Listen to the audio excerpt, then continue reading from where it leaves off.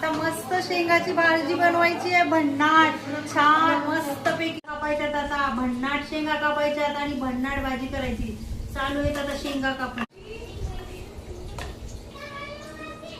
शेंगा शिजायला घातल्यात. आता भाजी करायची शेंगाची छान मस्त भन्नाट. शेवगासाठी मसाला आहे.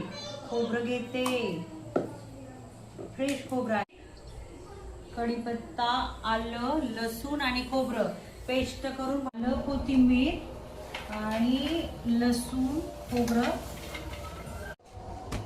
ही पेस्ट करून घेतली. आता जे साहित्य दाखवलं ना त्याची सगळी पेस्ट बनवून तेल टाकून घेते.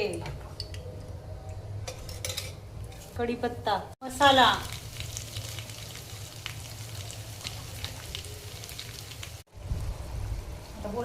कशी तरी आली भन्नाट. कशी वाटते शेवगा?